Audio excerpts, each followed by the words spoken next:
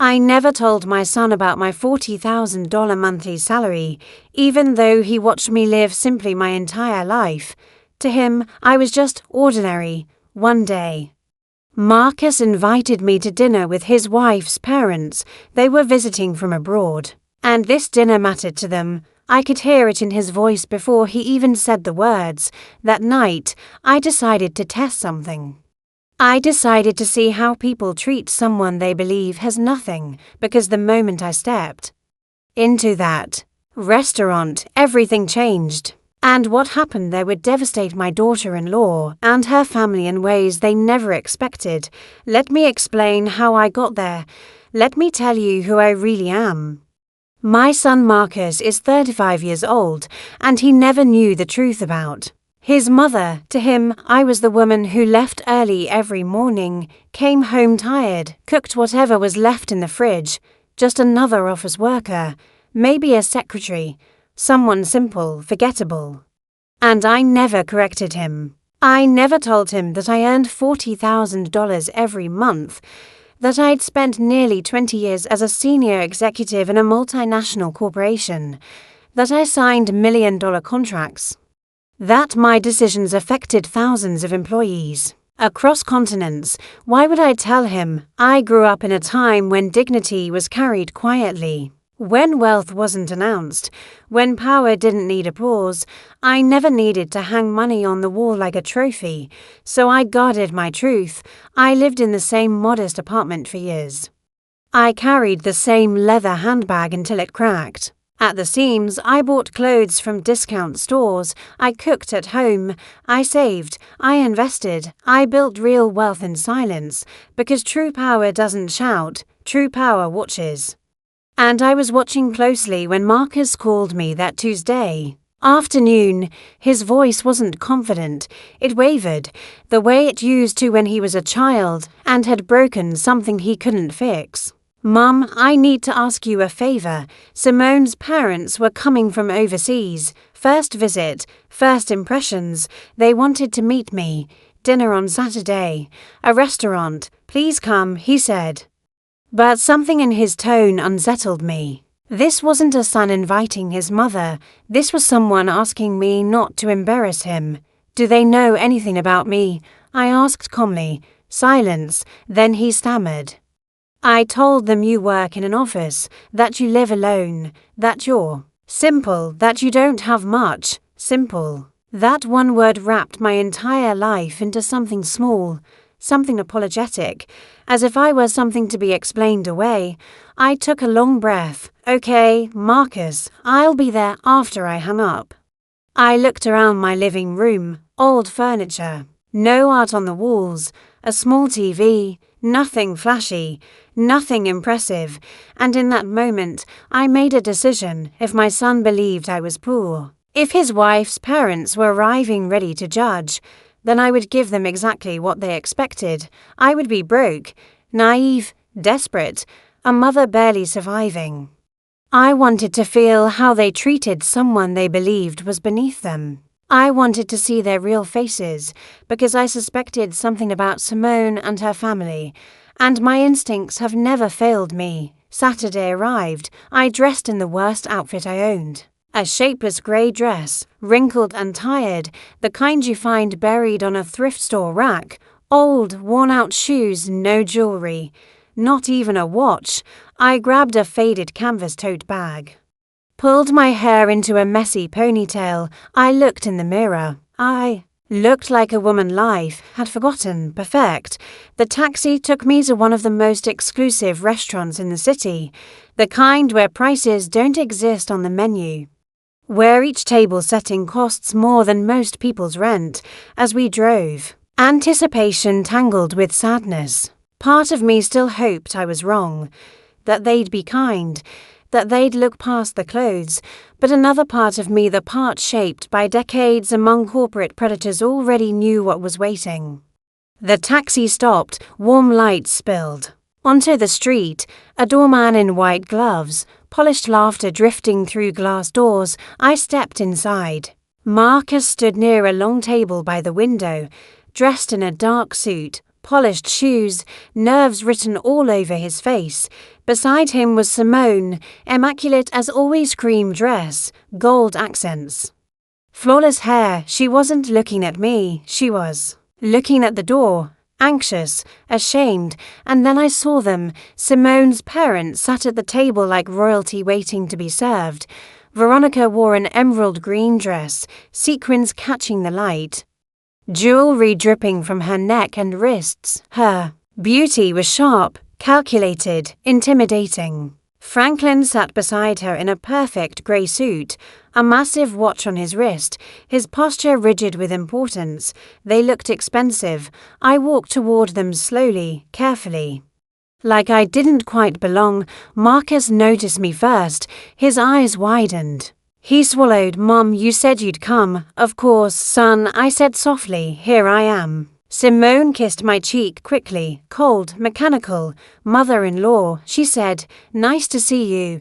Then she introduced me. "Mom, Dad, this is Marcus's mother."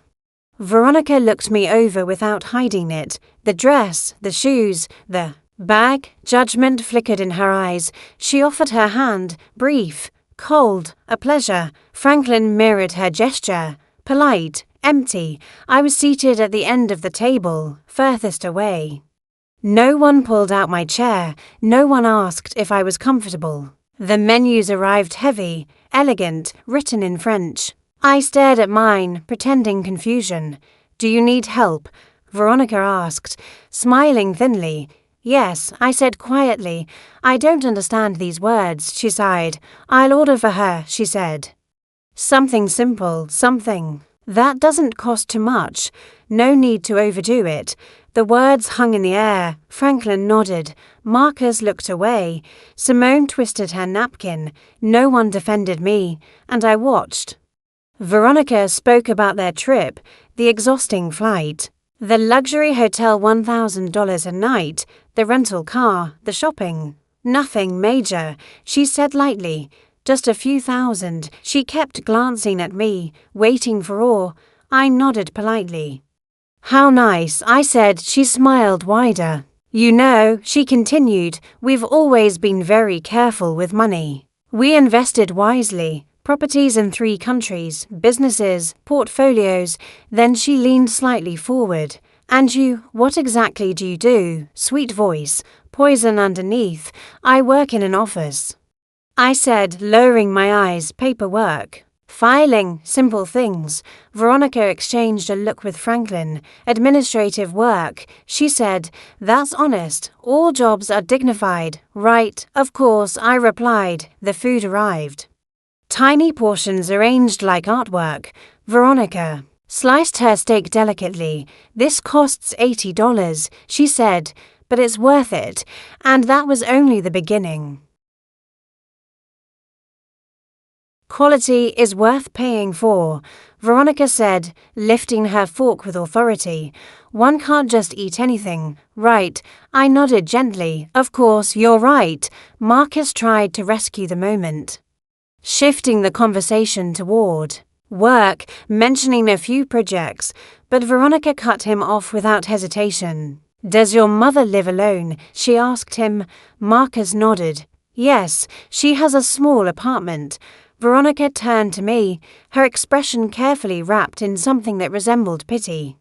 "That must be difficult, living alone at your age, without much support. And does your salary cover everything?" I felt the trap tighten. "I manage," I said quietly. "I save where I can. I don't need much," she sighed, dramatic and deliberate. "Oh, Alara, you're so brave. Truly, I admire women who struggle alone. Though, of course, one always wishes to give their children more, a better life, but everyone gives what they can." There it was, the blade slipped in smoothly. She wasn't just judging me, she was declaring me insufficient, a mother who hadn't given her son enough. Simone stared at her plate. Marcus's hands clenched beneath the table, and I smiled.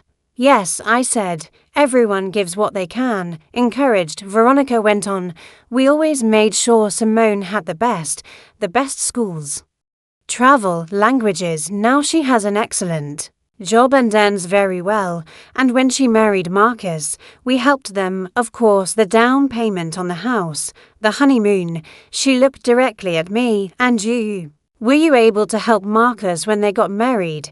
The question hovered, sharp and deliberate. Not much, I replied. I gave what I could. A small gift. Veronika's lips curved. How sweet. Every detail counts. After all, the amount doesn't matter. It's the intention. That's when the anger arrived. Not loud, not wild, cold. I breathed slowly and stayed quiet. Because people like Veronika always reveal themselves if you let them talk long enough. She lifted her wine glass and swirled the deep red liquid.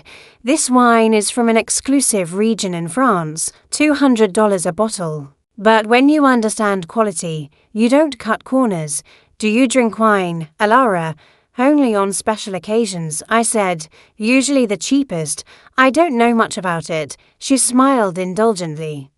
Oh, don't worry, a trained palate comes with travel, education, experience. Franklin and I have visited vineyards all over the world. Franklin nodded. It's a passion. Simone is learning too, Veronika added. She has excellent taste. She gets it from US. Simone forced a smile. Then Veronika turned back to me. And you, Alara? Any hobbies? I shrugged. Television, cooking, walks in the park. Another look passed between her and Franklin. How lovely, Veronika said. Simple pleasures have their charm, though, of course, one always wants to grow, to see the world, to develop culturally. But not everyone has those opportunities. I nodded. You're right, not everyone does. Dessert arrived tiny, extravagant sculptures.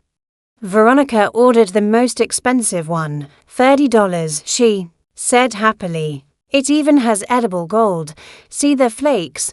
I ate my modest dessert in silence. Then Veronika set her fork down and folded her hands. You know, Alara, I think we should discuss something as a family. Her voice softened into something falsely maternal. Marcus is our son-in-law, and we love him. Simone loves him too, and as parents, we want the best for our daughter. Marcus stiffened. Mom, maybe this isn't. She raised a hand. Let me finish. Then she turned to me. I respect what you did raising Marcus alone. I truly do. But he's married now. He has responsibilities. And Simone deserves stability. Stability, I asked softly. Financial and emotional stability, she replied. We've helped. And we'll continue to help. But we don't believe Marcus should have unnecessary burdens. The word landed exactly where she intended. Burdens. Simone shrank into her chair. Marcus's jaw tightened. Burdens, I repeated. Veronika sighed. At your age, living alone on a limited income. It's natural for Marcus to worry, and that worry can affect a marriage. We don't want that. Do you understand? Perfectly, I said. She smiled, relieved. That's why we've thought of a solution. Franklin and I could help you financially. A small monthly allowance, just enough to make things easier, modest. Of course, I stayed silent. And in exchange, she continued, we'd simply ask that you respect their space, not rely on them too much. Let them build their life without interference. There it was, the bribe disguised as kindness. They wanted to pay me to disappear. Marcus snapped, Mom, stop. This is wrong. But I lifted my napkin, wiped my lips calmly, and let the silence stretch. Every eye was on me, and when I spoke, my voice had changed. It's an interesting offer, Veronika, very generous. She smiled, victorious. I'm glad you understand. I just need clarity, I said, leaning forward. How much is this allowance? She hesitated. $500, maybe $700 a month. I nodded thoughtfully. $700 for me to step out of my son's life. Her smile faltered. I wouldn't phrase it that way. But that is exactly what you mean, I said. She shifted uncomfortably. So I continued. How much did you contribute to the house down payment? Veronika straightened. $40,000, and the honeymoon, $15,000, 3 weeks in Europe. Incredible, I said softly, so $55,000 invested in my son's marriage. Well, she said proudly, when you love your children, you don't hold back. I smiled, you're right. When you love your children, you don't hold back. Then I looked straight at her. But tell me, Veronica, did all that money buy you respect? Quality is worth paying for. You can't just eat anything, right? I nodded, agreeable. Of course, you're right.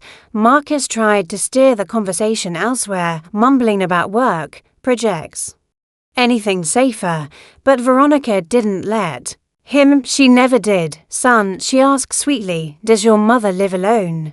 Marcus nodded. Yes, she has a small apartment. Veronica turned to me with carefully practiced pity. That must be difficult, she said softly, living alone at your age, without much support. And does your salary really cover everything? There it was, the trap snapping shut. I manage, I said quietly. I save where I can. I don't need much. Veronica sighed, the kind of sigh meant to be heard. Oh, Elara, you're so brave. Truly, I admire women who struggle alone, though, of course, one always wishes to give our children more, a better life, but everyone gives what they can. The words were polished, gentle, and lethal. She wasn't talking about money, she was talking about me, about my failure, about how I hadn't been enough for my son. Simone stared at her plate. Marcus's fists tightened under the table. I just smiled. Yes, I said. Everyone gives what they can. Veronica took that as an invitation. We always made sure Simone had the best, she continued. Top schools, travel for languages, now she has an excellent job. And when she married Marcus, well, we helped. A down payment on the house. We paid for the honeymoon. That's just who we are. She leaned toward me. And you, were you able to help Marcus when they got married? The question hovered like a blade. Not much, I said. A small gift. She smiled. How sweet. Every detail counts, right? The amount doesn't matter. Intention does. That's when I felt it. Not anger, not yet. Something colder, a quiet, steady rage, moving beneath the surface. So I stayed silent. Because people like Veronica always reveal themselves if you let them talk. She lifted her wine glass, swirling it slowly. This is from an exclusive region in France, $200 a bottle. But when you know quality, you don't skimp. Do you drink wine, Ara? Only on special occasions, I said.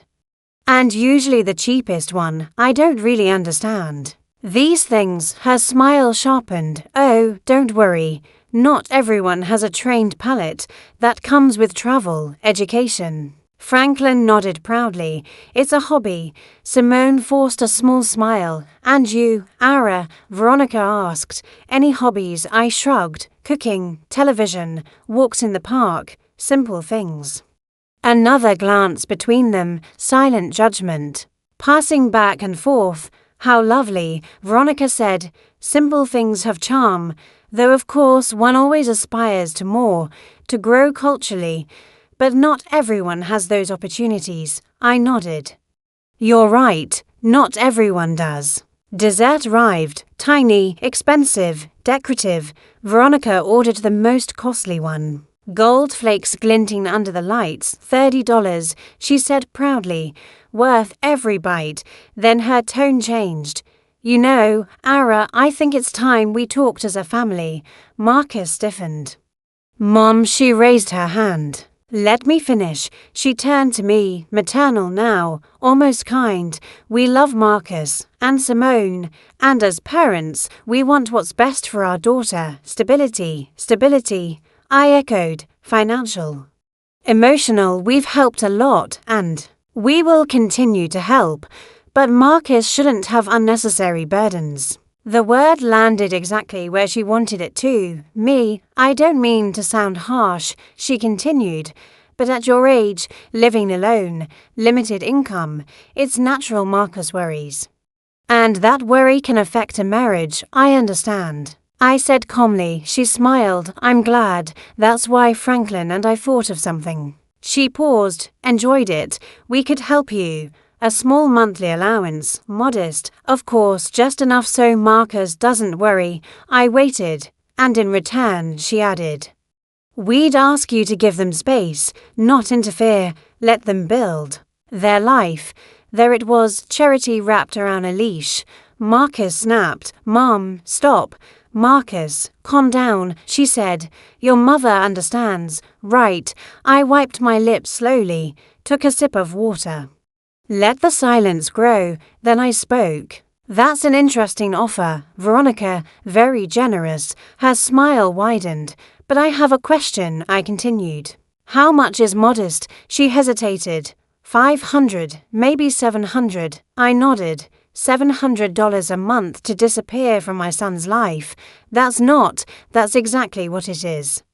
She shifted uncomfortably. So tell me, I went on, the $40,000 for the house, the $15,000 honeymoon, did all that money buy you love? Or just obedience? The room froze. You've talked about money all night, I said quietly. But you never asked if I was happy, if I was lonely. You only calculated my worth. Franklin tried to intervene. I didn't let him. 40 years ago, I said. I was 23, pregnant, alone, minimum wage, no help. I worked until the day Marcus was born. I studied at night. I learned everything no one taught me. I looked at Veronica. She couldn't meet my eyes. I climbed, slowly. For 20 years, I paused. I earn $40,000 a month. The silence was absolute. I oversee 5 countries. 10,000 employees, budgets you'd need lawyers to read. Marcus stared at me. Moms, why didn't you tell me? Because I wanted you to grow up valuing effort, I said softly. Not inheritance, Simone whispered. Then why live so simply? I smiled because real wealth doesn't shout. I turned to Veronica. I dressed like this on purpose. I wanted to see who you were. Her face burned. I stood. Money doesn't buy class, or empathy, or dignity, she shouted. You lied. No, I said, you exposed yourselves. I placed my black corporate card on the table. Pay. For dinner, with a generous tip. She stared at it, trembling. I don't need your money, she whispered. I know, I said. I didn't need your pity either. I turned to leave. Because some people build wealth, and others just use it to measure souls. Her hands rested in her lap, trembling. Simone, I said gently. She looked up at me, tears streaming freely now. I'm sorry, she whispered. I'm so sorry. I didn't know they. Don't finish that sentence, I interrupted, softly but firmly. Because you did know. Maybe you didn't know about my money, but you knew your parents. You knew how they treat people they think are beneath them, and you stayed silent. Simone broke down completely. I wanted to say something, she cried, but they're my parents. I know, I said, and Marcus is my son, yet I let him choose his life, his partner, his path. That's love, not control, not money, not manipulation.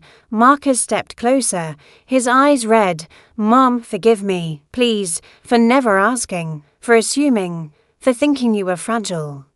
I pulled him into my arms. You don't need to apologize. I said quietly, I hid things so you could grow strong, so you'd build your own life without leaning on my shadow. But somewhere along the way, you felt you had to protect me. And that's not a failure. That's empathy, something money can never buy. He held me tightly. I'm sorry, he whispered again, across the table. Veronica stood rigid, watching, confused, furious, cornered. This changes nothing, she finally said. You lied, you deceived us. You came here with hidden intentions. I nodded. That's true. I acted. I pretended to be something I'm not. I looked straight at her. Exactly what you do every single day. Franklin frowned. What is that supposed to mean? It means you hide behind money. I said calmly, behind trips, jewels, titles. But strip all that away, and there's nothing left, no depth, no curiosity, no humanity, just a balance sheet. Veronica laughed bitterly. Coming from someone who lied all night, that's hypocrisy, maybe, I said. But my lie revealed the truth, yours. The waiter approached nervously. Would you like anything else? Just the check, Franklin snapped. When Veronica sat back down, something had left her posture. It wasn't elegance, it was power, aura. She said, quieter now, I don't want this to ruin our families. Ruin what? I asked. Your illusion, your control. It's too late. The damage is done. We can fix this, she insisted. We can start over. No, I said firmly, because now we see each other clearly, and truth doesn't reset, Franklin muttered. You provoked this, yes. I agreed, because I needed to know, and now I do. The check arrived. Silence followed. Veronica glanced at my black card, still in her hand. I won't use this, she said. We'll pay our own bill. Perfect, I replied. Then keep the card, as a reminder that the woman you dismissed has more than you ever will. I smiled. And I'm not talking about money. Franklin placed one of his shiny gold cards on the tray. Minutes passed. Then the waiter returned. Sir, the card was declined. Franklin stiffened. That's impossible. He handed over another card. Declined. Colour drained from Veronice's face. This has never happened, she whispered. What terrible timing, I said lightly. Marcus looked at the bill. Mum, I can know, I said. You won't. I reached into my old leather wallet and placed another card on the table. Heavy, metallic, transparent. Veronica recognized it instantly. That's a Centurion card, that's right. I said, invitation only. The waiter handled it like glass. 2 minutes later, he returned smiling. Everything is settled. Miss Sterling. I stood, picked up my tote, and looked at Veronica one last time. Thank you for dinner. And thank you for showing me exactly who you are. Her eyes burned. This isn't over. Oh, I know, I said calmly. We'll see each other again, and every time you do, you'll remember this night.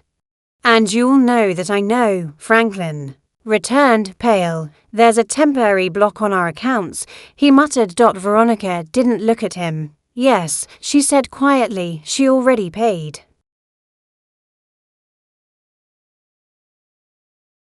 Came out as if you had just finished a battle, he said gently. I smiled faintly. That's because I did. He nodded, as if he understood more than I had said, and returned his eyes to the road. Franklin's pride shattered completely. Thank you, he murmured at last. The words were barely audible. You're welcome, I replied calmly. That's what family is for, isn't it? Helping each other, especially when someone needs a small allowance, say $700, or in this case, $800. That's what tonight cost. Franklin closed his eyes. Veronica clenched her fists in her lap. Marcus stepped closer to me. Mum, let's go. Please, it's enough. I looked at him and nodded. You're right, it is enough. Then I turned to Simone. She was still crying quietly, shoulders shaking. Simone, I said softly. She lifted her head. Her eyes were swollen. Ra, I'm sorry, she whispered again. You are not responsible for who your parents are, I told her. No one chooses their family. But you do choose who you become. You choose how you treat people. You choose what values you pass on to your children someday. She nodded through tears. Don't apologize again, I added. Just learn. Learn that money doesn't define a person, that humility isn't weakness, that respect costs nothing. And if you ever become a mother, teach your children to see hearts, not bank accounts. She broke down completely. Marcus wrapped his arms around her. Veronica turned her face away. Franklin stared at his phone. Anywhere but at me. I headed toward the exit. Then I stopped and turned back one last time. Veronica, I said calmly. She looked up. Do you remember when you said you speak 4 languages? She frowned. What does that have to do with anything? I was just wondering, I said. In which of those languages did you learn kindness? Her mouth opened. No sound came out. Exactly, I said. You can speak 100 languages and still have nothing worth saying. I walked out. The night air hit my face like freedom. I breathed deeply, as if something heavy had finally been lifted off my chest. Years of tolerance, of silence, of shrinking myself to keep others comfortable. Marcus walked beside me. Mommy, are you okay? Perfectly, I replied. Better than ever. He hesitated. I still can't believe you never told me about your job, about everything you accomplished. Does it bother you? I asked. No, he said quickly. I'm proud. I just feel blind. You're not blind. I said, you saw exactly what I wanted you to see. I needed you to grow without a safety net, to fight, to build your life with your own hands. He nodded slowly. Now I understand why you never complained, why you never asked for help. I smiled. I needed many things. Son, none of them could be bought. And Simone, he asked quietly. She's not her parents, I replied. She can learn. She can change. That part is up to you both. A taxi pulled up. I opened the door, then paused as Marcus stopped me. Why did you do it? He asked. Why pretend to be poor? Because I needed to know, I said, and now I do. He nodded, absorbing the weight of it. Before I got in, he asked one last thing. Will you ever forgive them? I thought for a moment. Forgiveness doesn't mean forgetting, and it doesn't mean allowing it again. Maybe someday, if I see real change. Until then, I'll be polite and distant. And me? He asked softly. There's nothing to forgive, I said. Touching his face, you acted with love. He smiled weakly. I love you. I love you too, I replied. Always. The taxi pulled away. I watched Marcus walk back toward the restaurant, shoulders heavy, but steps steady. He was growing, learning, choosing better. As the city lights blurred past, I wondered if I had been too harsh. Then I remembered every insult wrapped in silk, every look of disdain, and I knew I had simply stopped lying to myself. My phone buzzed. A message from Simone, an apology, a plea. I didn't answer. Some lessons can't be rushed. Some changes need silence to take root. The driver glanced at me in the mirror. Everything all right, Mum? Yes, I said softly. Everything finally is. And for the first time that night, I truly meant it. Had just come out of a war. I smiled faintly. Something like that. Was it that obvious? He shrugged. I've been driving a cab for 20 years. I've seen everything. Drunk people, fights, couples breaking up, families tearing into each other. And you have that look. The look of someone who just said something they'd been holding inside for years. You're perceptive, I said. It's my job, he replied. And it helps pass the time. He hesitated, then added gently, do you want to talk about it? You don't have to. But sometimes it helps to tell things to a stranger, someone who won't judge you, someone who doesn't know you. I considered his offer. It was tempting, but I shook my head. Thank you, but I think I've talked enough for today. He nodded. I understand. But let me tell you something. He glanced at me in the mirror. Whatever happened in there, you did the right thing. I looked at him, surprised. I know because you're calm, he continued. You're not crying. You're not screaming. You're processing. And that means you spoke your truth. And the truth always brings peace, even when it hurts. His words caught me off guard. He was an older man, maybe 60, with grey hair and hands shaped by years of honest work. A simple man like the one I had pretended to be. Do you believe in the truth? I asked. I believe in honesty, he replied. Not always in absolute truth. Because truth can change depending on who tells it, but honesty doesn't. Honesty Is saying what you feel without masks, without lies, even if it hurts, even if it makes things uncomfortable, even if it costs you something. I nodded slowly. You're right. My wife used to tell me I was too direct. He went on, that I spoke without a filter, that I hurt people without meaning to, and maybe she was right. But she also said she never doubted me because what came out of my mouth was always real. Not calculated, not manipulative, just real. I smiled softly. She sounds like a good woman. She was, he said. She died 5 years ago. I'm sorry, I said sincerely. He shook his head. Don't be. We had 40 years. Together, 40 years of honesty, of fights, reconciliations, laughter, tears, and not once did I go to sleep wondering what she really thought. Because she always said it, and so did I. That's a gift. You're right, I murmured. It is. The taxi stopped at a red light. Can I ask you something personal? He asked. Go ahead. Are you rich? The question surprised me, not because of what he asked, but because of how directly he asked it. Why do you ask? I picked you up from a restaurant that costs $1,000 per person, he said. But you dress like someone who shops at discount stores. You carry an old bag, worn-out shoes, yet you talk like an executive. You move like someone with power. And you paid me with crisp new bills from a wallet that looks 20 years old. Observant, I said. Part of the job, he replied. So are you. It depends on how you define rich, I said. If you mean money, yes, I have enough. More than enough. If you mean happiness, I have peace, health, a son I love, and work that fulfills me, that makes me rich in many ways. He nodded, satisfied. I knew it. Truly rich people don't need to prove it. The light turned green, and the taxi moved forward. And what happened in that restaurant?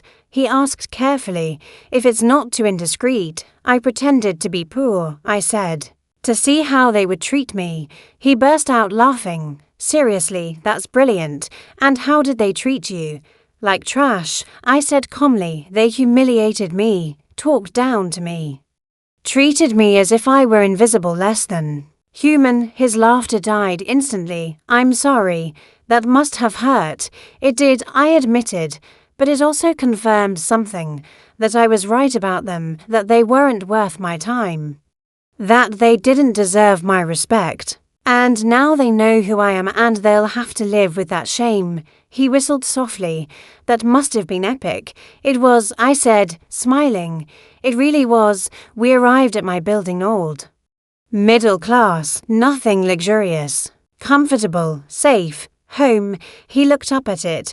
You live here? I do. He shook his head in disbelief. You're something else. Most people with money move to fancy buildings, doormen, security, gyms, pools. I'm a normal person. I replied. I just have more money than most. That doesn't make me better. Money is a tool, not an identity. He smiled. I wish more people understood that. The world would be better. I took out my wallet. How much? $30. I handed him $100. Keep the change. He stared at it. Ma'am, this is too much. It's not, I said. You listened. You gave me perspective. You reminded me that good people still exist. That's worth more than $70. He took the bill carefully. Thank you, truly. Thank you, I replied. And don't lose that honesty. It's rare. I won't, he promised daughters. I stepped out. He rolled down the window. One last thing, he said. Whatever happened tonight, don't regret it. People like you, people who speak the truth even when it hurts, are the ones who change the world, one conversation at a time. I smiled. I'll remember that. The taxi drove away. I stood in front of my building, looking up at my 5th floor window, dark, silent, waiting. Inside, everything was simple, honest, mine. Later, in my pajamas, tea in hand, I felt something I hadn't felt in years. Freedom. My phone vibrated. Marcus, Mom. Did you get home safely? I smiled and replied, Yes, son, I'm home and resting. His answer came instantly. I love you. Thank you for everything, for being who you are.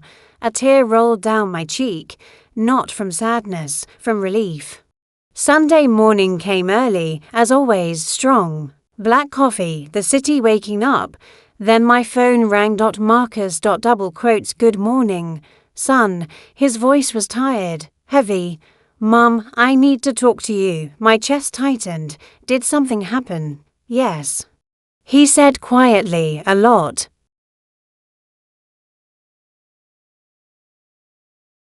Last night, Simone and I talked for hours. Her parents were there too. It was intense. I took a slow sip of my coffee. Tell me, Marcus exhaled deeply, like he'd been holding it in all night. After you left, I went back to the restaurant. Veronica and Franklin were still there, waiting for their cards to work. I could picture it. They were humiliated. He continued. Simone was crying, completely devastated. And I was furious, more furious than I've been in years. I stayed quiet, letting him speak. I told them everything, he said, everything I felt during that dinner. I told them I was ashamed of them. That they treated my mother like trash, that their behavior was unacceptable, and that I would never tolerate it again. And what did they say? I asked. At first, Veronica tried to defend herself. Marcus replied. She said they were just trying to protect Simone, that they wanted to make sure I came from a stable family, that they didn't mean any harm. I tightened my grip on the mug. Franklin said I was exaggerating, that it was a normal dinner. That your reaction was disproportionate, typical, but then Simone spoke. Marcus said softly. I leaned back. She told them they were wrong, that they had been cruel, that she saw every comment, every look, every disguised insult, and that she was ashamed to be their daughter in that moment. His voice cracked. Mom, I've never seen Simone stand up to her parents like that. I smiled faintly. That's good. It means she's waking up. Veronica lost it. He said she started screaming that Simone was ungrateful, that they sacrificed everything for her, that they gave her the best life, that she had no right to judge them. I could already hear her voice. Franklin backed her up. He said we were being manipulated by you, that you planned everything to make them look bad. I let out a dry laugh. Of course I did. That's what made them angriest, Marcus said. I told them they were right, that you did plan it, but they fell into the trap because that's who they really are, because that's how they treat people they think are inferior. You didn't force them to do anything, you just gave them the chance to reveal themselves, and they did. Perfectly, well said, I murmured. I learned it from you. There was a pause. Mom, he continued, quieter now. I made a decision last night. Simone and I are setting boundaries. We're not cutting them off, but there will be rules. No comments about money, no comparisons, no controlling our lives. And if they can't respect that, they'll have to accept the consequences. And did they? I asked. No, he said. They left furious. They said we were ungrateful, that we'd regret it, that when we needed help, they wouldn't be there. I shook my head. Franklin said he'd reconsider his will. Veronica said Simone had chosen the wrong family. Emotional blackmail, I said. The last weapon of people without arguments. Exactly. Marcus replied. But it didn't work. Simone stood firm. So did I. They walked out without saying goodbye, without looking back. He paused, and honestly, Mom, I felt relief. Like a massive weight had been lifted. That's because it was, I told him, you let go of living under their expectations, under their control. Now you get to build your life on your own terms. Thank you, Mom, he said, his voice thick with emotion, for what you did last night. I know it was hard. I know it was uncomfortable. But we needed to see it. I needed to see who they really were, and Simone needed to see that there's another way to live, more honest, more real. You're welcome, son. I only did what I believed was right. There's one more thing, he added. Simone wants to see you. She wants To apologize in person, not to look good, but to learn. What do you think? I thought for a moment. Tell her she can come, but not today. Give her time. Rushed apologies are empty. The ones that take time are real. I'll tell her, he said. Then softly, Mom, how are you? How do you feel? I looked out the window. The sun was fully up now. The day had begun. I'm well, I said. Better than well. I'm at peace. I said everything I needed to say and I don't regret a thing. I'm glad, Marcus replied. I love you. I love you too. Rest. I'll see you soon. I hung up, finished my coffee, and stood. I decided to do something I hadn't done in years. Walk without a destination. No rush, just movement and thought. I dressed simply, old jeans, a basic top, worn sneakers. I grabbed my keys and stepped outside. The streets were alive. Families walking, children running, couples holding hands, vendors calling out. The smell of fresh bread filled the air. I passed the park and sat on a bench, watching people go by. Most of them probably didn't have much. They lived with just enough, worked hard, struggled quietly, and yet they laughed. They touched each other, they enjoyed the moment. Then I thought of Veronica and Franklin, their money, their properties, their jewels. Were they happy or just desperate to prove something, trying to fill an emptiness with things that could never fill it? An older woman sat beside me. Good morning, she said, smiling. Good morning. Beautiful day, isn't it? It really is. She pulled bread from her bag and began feeding the pigeons. I come here every Sunday, she said. It's my peace before the week starts again. I understand. I replied, I needed peace too. Difficult week. More like a difficult night. She nodded knowingly. Sometimes one night changes everything. You're right. May I give you some unsolicited advice? She asked. Please. She pointed at the pigeons. Look at them. Some are big, some are small, some are beautiful, some are scruffy, but they all eat the same bread, share the same space. None thinks it's better than the others. That's a lovely metaphor, I said. It's not a metaphor, she replied. It's the truth. Humans are the only creatures who invent false hierarchies, who measure worth with things. Pigeons don't. They just live. I smiled. You're absolutely right, she laughed. At my age, I don't teach. I just observe. But most people don't listen. They're too busy competing, buying, forgetting that in the end, we all arrive at the same place. How philosophical, I said. How realistic, she corrected. I'm 82. I've seen it all, and the most miserable people I met were the ones who had the most because it was never enough. They wanted more, compared more, and they died without ever truly living. Her words settled deep inside me. Thank you, I said. She patted my hand. Remember this, child. What matters isn't what you have, it's how you treat others. That's what remains. That's what transcends. That's the only inheritance worth leaving. She stood, waved, and walked away. I watched her go small, bent with age, wearing worn clothes and old shoes, and I felt grateful, grateful for the reminder, grateful for the truth.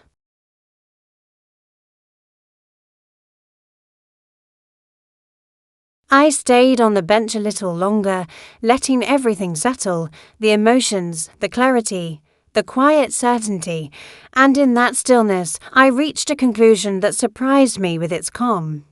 I didn't regret a single thing, not one word, not one action. Everything that happened that night was necessary, it was liberating, it was honest. And honesty, even when it stings, is always the right path.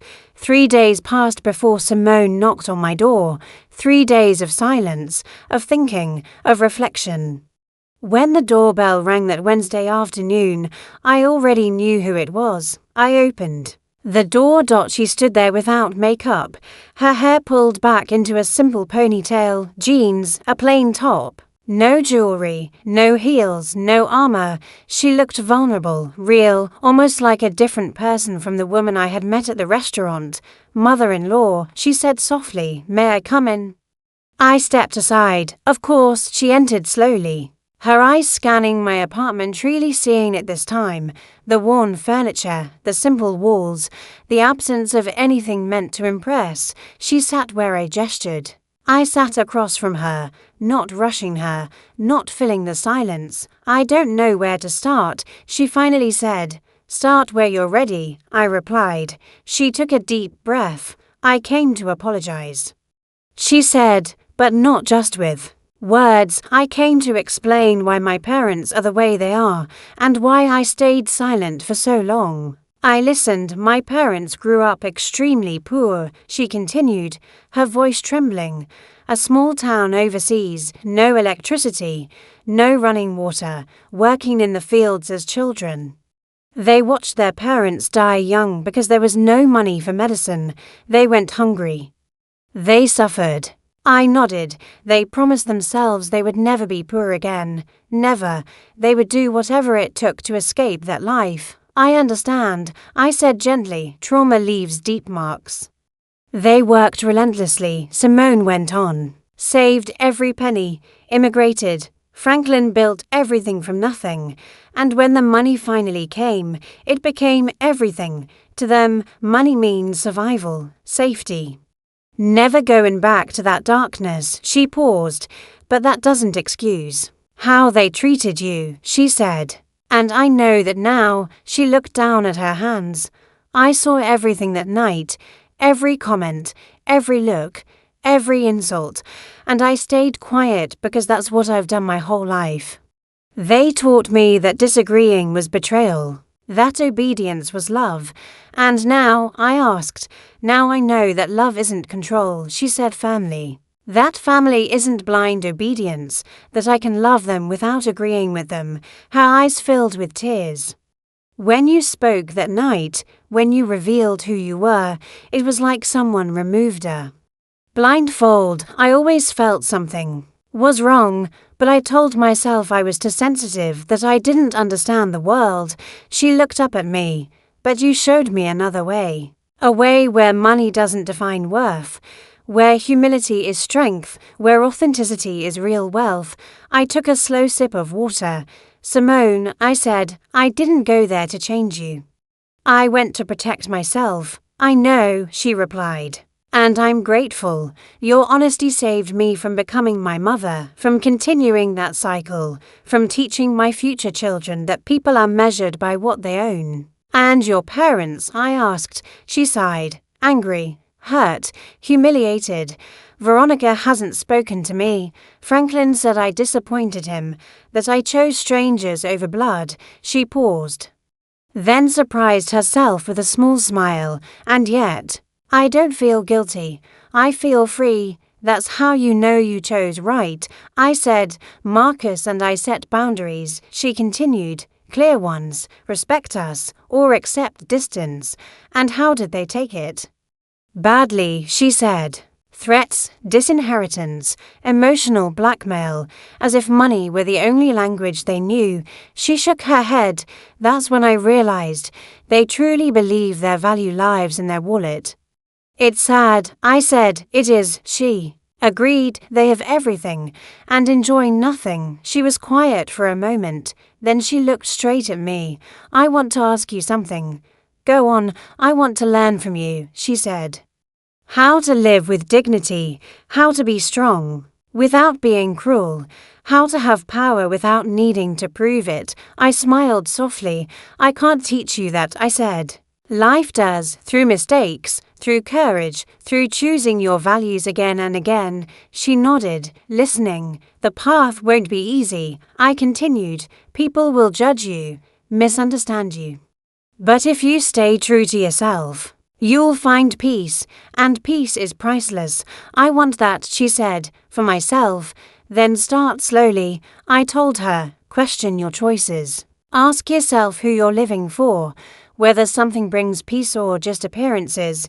She absorbed every word. Do you think my parents will ever change? She asked quietly. I don't know. I said honestly, change requires recognizing the problem, and not everyone is ready for that. But you can change, you can break the cycle. I will, she said, with Marcus, and listen to your inner voice, I added. You silenced it for years, trust it now, she wiped away her last tears. Thank you, she said, for not giving up on us. Just promise me one thing, I replied. When you have children, teach them to value people, not prices. I promise, she said, with all my heart. We hugged, a real hug. No masks, no roles. When she left, my apartment felt lighter. Later, Marcus messaged me, thank you for welcoming her. I love you more than words. I smiled. As the sun set, painting the sky in orange and pink. I understood something deeply. Real wealth isn't what you own. It's what you enjoy. It's peace. It's love. It's being proud of who you are. Veronica and Franklin had millions. I had tranquility, authenticity, a son who loved me. And that made me infinitely richer. I never needed to pretend again. I had spoken my truth. I had protected my peace. And for the first time in a long time, that was everything.